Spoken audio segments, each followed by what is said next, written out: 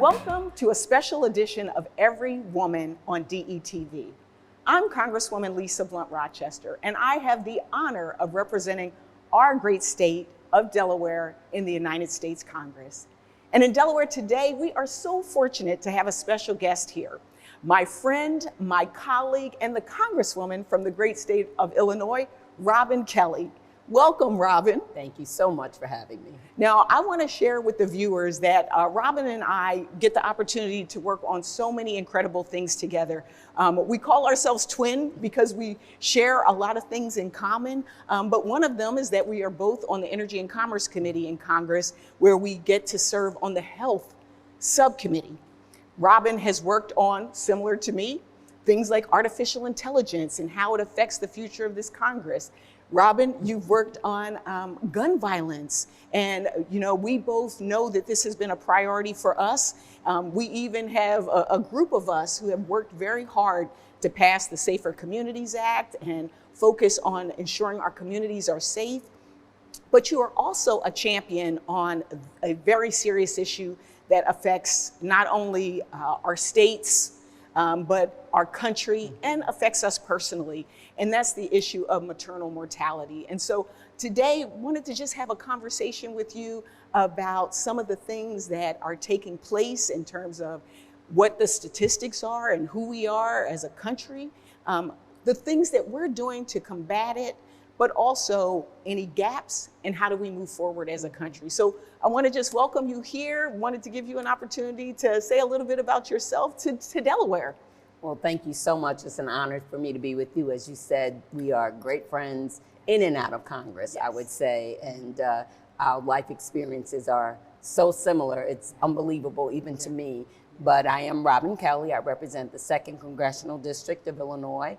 I came to Congress in 2013, so I've been there about 11 and a half years, and I do serve on Energy and Commerce, and I've served on other committees too, like Oversight and Foreign Affairs, and even Science, Space, and Technology for a little bit. Yeah. Yes. But Energy and Commerce has my full focus, and I'm also the chair of the Congressional Black Caucus Health Brain Trust. Yes. That's why I have such a heavy health portfolio. Yeah.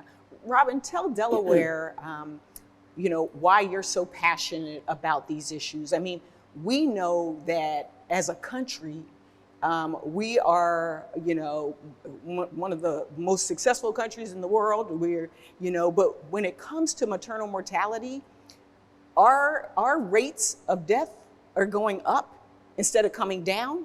And of, industrialized countries, we're the worst. Mm-hmm. And so tell us a little bit about why you're passionate about this issue and sort of what got you involved. I hate almost to admit it, but I didn't even know it was a problem until I came to Congress. Right. And one of my constituents called me and said, I want to tell you a story. And that's when she spoke to me about a friend, someone else. Actually, a lot of people know her. It's Judge Hatchett's daughter-in-law, and she told me that story. And I went back to DC and we hit the ground running. Yes. And we had a forum right away, and it was packed with women and men because they lost their wives, sisters, daughters. Right. And we started moving from there to try to make a difference in the space. So, my legislation was having the Medicaid postpartum coverage go from 60 days to a year. We've done some legislation around cultural competency. Mm-hmm. We have legislation around doulas and yes. Midwives, because when we speak to women that have gone through this, or mothers that have lost their daughters, or fathers that lost their daughters, or husbands that lost their wives, we listen to them right. about what they saw, what they felt. And also we've spoken to a lot of OBGYNs. They have been super helpful yes. to us in planning out what needs to be done. Right. Well, I think everyone has probably some kind of story or connection. We know as Black women, we are even more impacted. Definitely. What is it, 3, 4? Well, the average is 3 to 1, but depending on where you live, that average changes, because right. in Chicago it's 6 to 1. Wow. And for indigenous women in the state of Washington, it's like 10 or 12 to 1. Right. So it just depends. Right. So again, just to kind of put that into context, we're saying that, we feel it, the brunt even more. I know for myself, back years ago, I was Deputy Secretary of Health and Social Services. And so I started hearing about the issues, particularly of infant mortality, which was a big, big challenge for us here in Delaware. And then the issue of maternal mortality is something that we've seen, from testimony, people who have come to testify before us. But again, we have our own personal stories. I know I remember back, I hadn't thought about this until we got really involved in the issue of seeing, one of my sisters, my sister Thea, after giving birth to my nephew, she started experiencing this really bad headache. And, Thea could have died that day. I think about that, and the fact that sometimes our voices are not heard, even when we say during the pregnancy, hey, I'm not feeling well, or we don't have the same resources. Most recently for me, as you know, because you're one of my besties, you're my bestie in Congress, that we experienced in our family with my daughter-in-law, after going through rounds, dealing with IVF, finally getting pregnant. She showed up at, it was Christmas actually, a couple of years ago, and I was cooking Christmas breakfast, the meal for the day actually, and she called and she said, Mom, something's not right. And she said her water broke, and it was premature, very premature. She showed up at a hospital and was told, well, we can't do a DNC, we can't. And I was afraid that she might get sepsis. I was afraid she might die. We ended up going somewhere else. She miscarried, but a year and a half later was able to birth my granddaughter, my first granddaughter. And so when I think about these stories, one of the things that we've seen and heard is that for Black women in particular, it doesn't matter your education, it doesn't matter your income, we are still disproportionately impacted by this. And so your work to even expand that coverage for Medicaid, I mean, imagine you've had a baby and you only get 60 days of coverage. Usually it's the healthcare that you need, postpartum, during, and before. I had a bill called the Moms Matter Act, which focused also on mental health and substance use disorder and making sure we had the resources for moms, but also back to what you were saying about cultural competency of the professionals that work with us.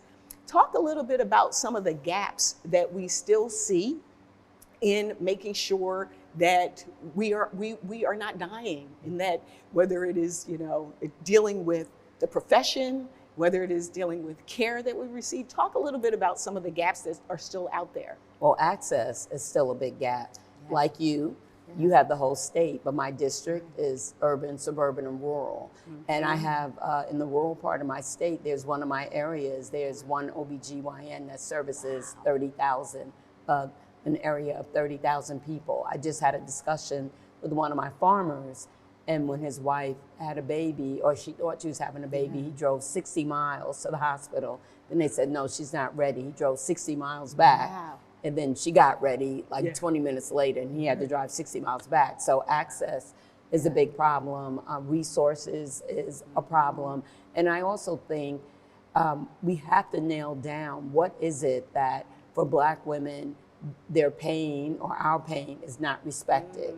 And that women in general are not listened to, but it just seems like Black women in particular, our pain is not respected. When we complain, it's not respected, or there's not enough education around what to expect during pregnancy and after pregnancy. So that's where like doulas and midwives come in, and that they're so important. And in my bill, Care for Moms Act, we really try to lift up doulas. But I do think something needs to be different in training from soup to nuts as far as the cultural competency. Right. I mean, you think about even, you mentioned access.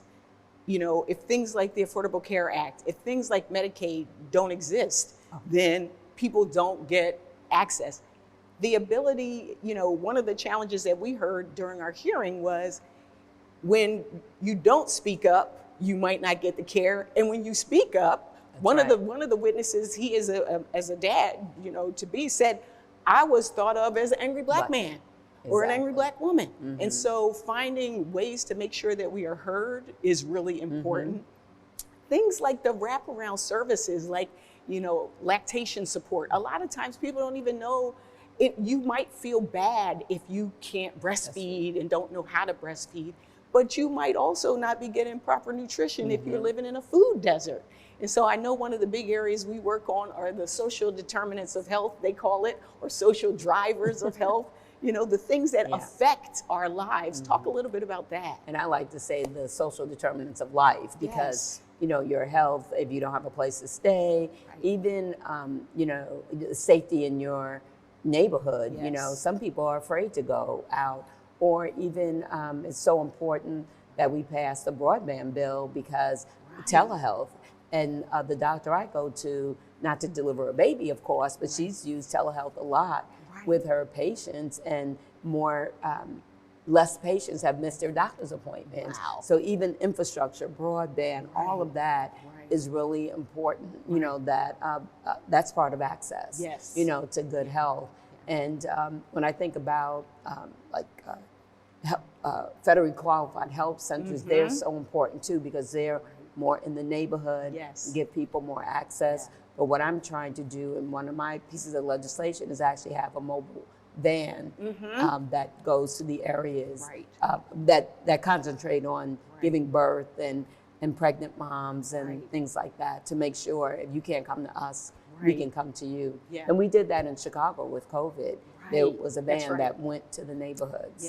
It's interesting because even with some of my community project funding, we've been able to do that in parts of our state, use a mobile van to bring the services to where the people are. That's really key. I think you're also mentioning expanding who helps us in the birthing process, who helps us before, during, and after. And we think about doulas. My son was actually born by a midwife.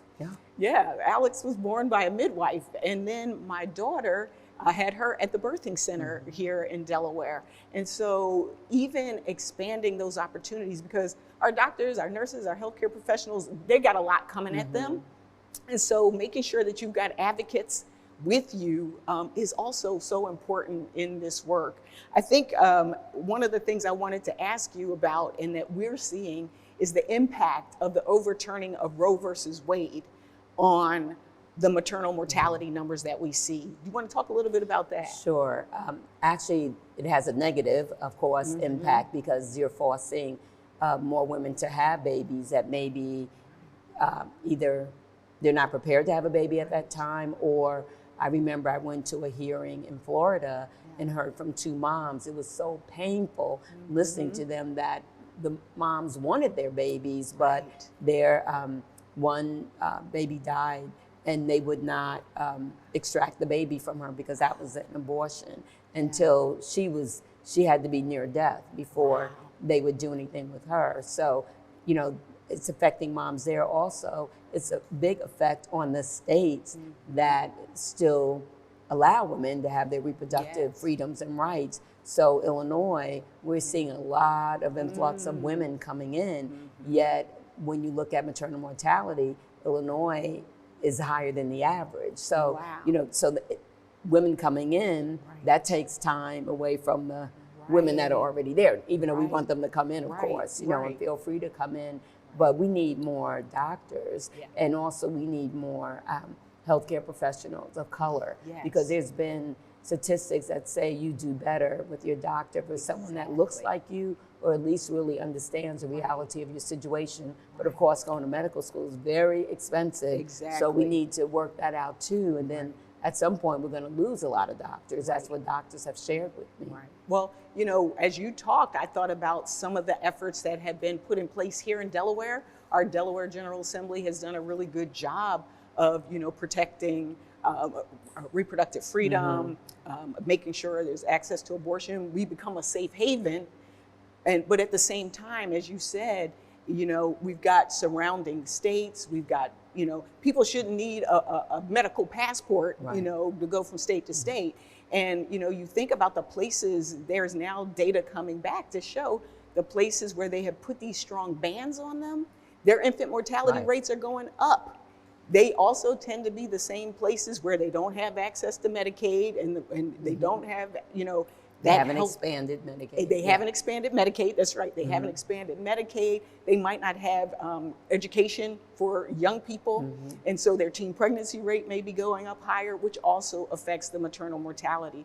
I think what we know is that, you know, the overturning of Roe has also made professionals, healthcare professionals, you just described the story, feel like they might be criminalized, they might be arrested. And so the chances of them, you know, they might not even be doing best medical practice because of that. And as part of a report we were given, they're leaving the states Exactly. that are not allowing them to do their job. So then those states have less doctors. Exactly. We'll talk about why should we be electing people that, like us, that have lived experience and could potentially make sure that we not only do the work that we're doing now, but that we make sure we shift those numbers on maternal mortality. Talk a little bit about electing. You know, we need informed voters, and if you know, if people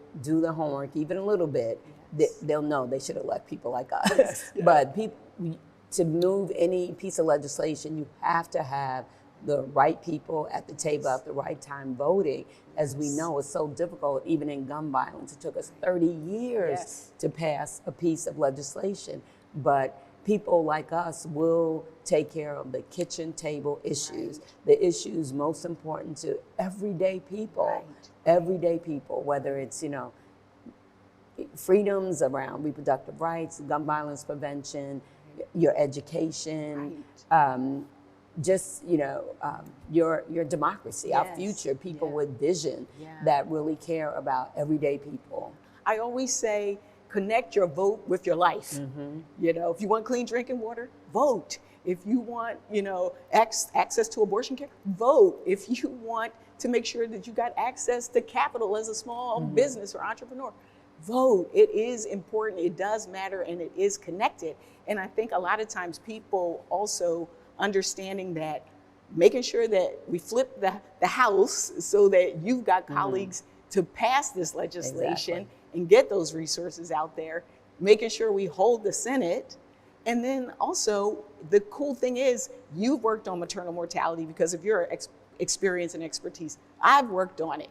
If you're in the House and I'm in the Senate, the other person who's worked on this issue is Vice President Kamala Harris, could be in the White House. And we really, literally could see us move the needle and make sure that our country is really uplifting moms and families. So, and also, you know, yes, we want people to vote, but also advocate. That's how I knew there was a problem. Because one of my, as I said, constituents came to me and shared a story, you know, and that's what people need to do also, that don't vote and if there's an issue, if you have a problem or if you have a suggestion, that's how I've learned too. Then don't be afraid to call us, approach us, come to the office. I love that, because the bottom line is, this is not a one-way sport or a one-way street. You know, the things that we hear from our constituents are the things that we take back to Washington and work on, whether it's passing a law to change things or bringing resources to our state. But it's a partnership. It is a real partnership. And so I'm excited. I love being in Congress. I love working with you. And she says this all the time. I love my job. We sit next to each other on the House floor. We come in when it's something challenging. We got each other's back. When it's something to celebrate and uplift, like some of the efforts and work that you've been able to do. I remember even when we passed the Safer Communities Act, and I got my Break the Cycle of Violence in there, you were dealing with gun trafficking. You've been working on these issues for so long, and recognizing that it's not just about mass shootings, but it is about the everyday shootings we see in our communities. When we passed that, to be able to be together and say, this is big, this is important. The new gun lobby. That's what we call ourselves, the new gun lobby. So don't get out of our way. So, but I just thank you so much for being in Delaware. I thank you for being my friend.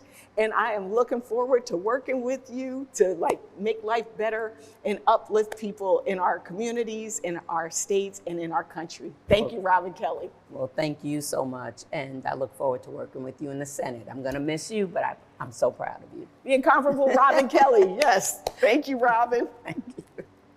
Well, I hope you enjoyed this episode and got fed some important information.